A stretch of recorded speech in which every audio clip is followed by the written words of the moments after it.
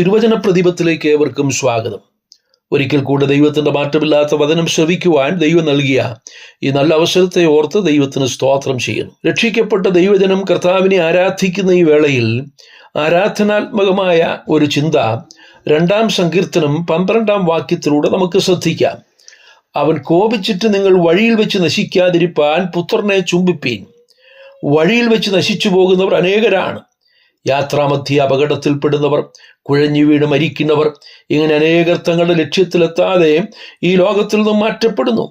ഇങ്ങനെയുള്ള വാർത്തകൾ പലപ്പോഴും നമ്മെ ഞെട്ടിക്കുന്നതാണ്. എന്തെല്ലാം പ്രതീക്ഷകളോടുകൂടെ യാത്ര ചെയ്തവരാണ്. ഒരു നിമിഷം കൊണ്ട് അവരുടെ ആശകളെല്ലാം നശിച്ച് ഈ ഭൂമിയിൽ അവരുടെ ജീവിതം അവസാനിക്കുന്നത്. ഒരുപക്ഷെ അങ്ങനെ യാത്ര അവസാനിക്കുന്നവരാണെങ്കിൽ പോലും അവർക്ക് നിത്യതയെക്കുറിച്ചുള്ളൊരു പ്രത്യാശ ഉണ്ടായി എന്നിരിക്കാം.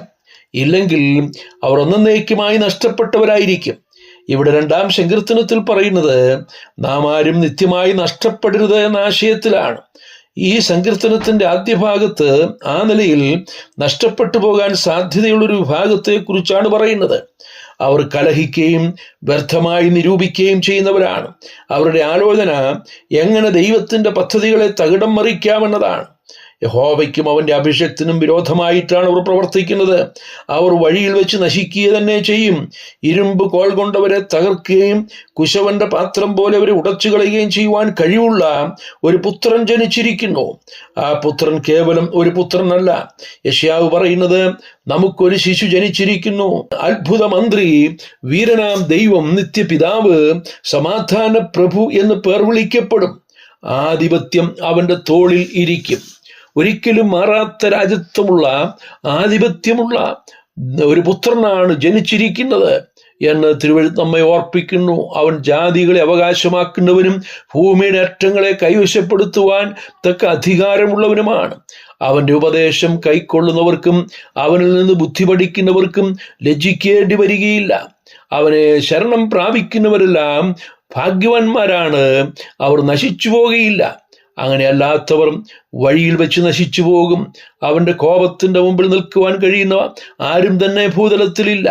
അവന്റെ കോപം ക്ഷണത്തിൽ ജ്വലിക്കും. പ്രിയരെ, ദൈവത്തിന്റെ അഭിഷക്തൻ എന്നിവിടെ വിശേഷിപ്പിച്ചിരിക്കുന്നത് പുത്രനായ യേശുക്രിസ്തുവിനെയാണ്.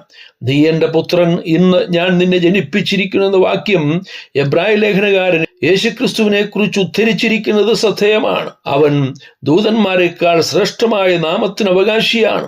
ദൂതന്മാർ അവനെ നമസ്കരിക്കും.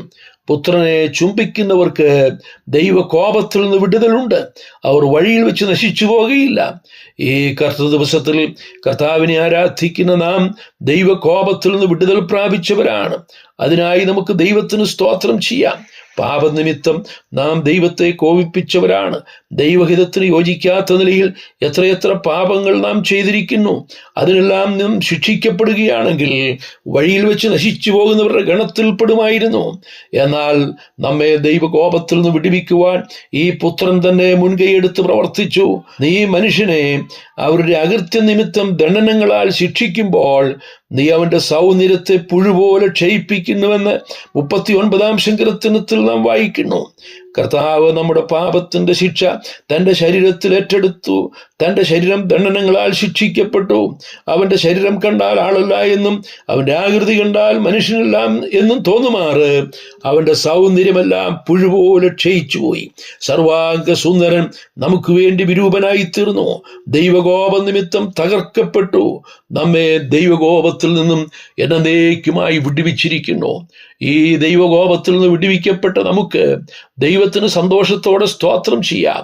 പിശാചിന്റെ പിടിയിൽ നിന്നും നമ്മെ മോചിപ്പിച്ച് നമ്മെ ദൈവകോപത്തിൽ നിന്ന് വിടുവിച്ച് സ്നേഹസ്വരൂപനായ പുത്രന്റെ രാജ്യത്തിലാക്കി വെച്ച പിതാവിന് സന്തോഷത്തോടെ സ്തോത്രം ചെയ്തുകൊണ്ട് നമ്മുടെ കർത്താവിനെ ആരാധിക്കാം.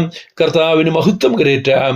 ദൈവനാമം ഇന്നും എന്നേക്കും മഹത്വപ്പെടുമാറാകട്ടെ. സ്വർഗീയ പിതാവേ, ഞങ്ങൾ അങ്ങേക്ക് സ്തോത്രം ചെയ്യുന്നു. ഞങ്ങളായിരുന്നു ശിക്ഷിക്കപ്പെടേണ്ടവർ, ഞങ്ങളായിരുന്നു വഴിയിൽ വെച്ച് നശിച്ചു പോകേണ്ടുന്നവർ. കർത്താവെ, ഞങ്ങളുടെ നിത്യതയെ സംബന്ധിച്ച് ഒരു പ്രത്യാശയും ഞങ്ങൾക്കില്ലായിരുന്നു.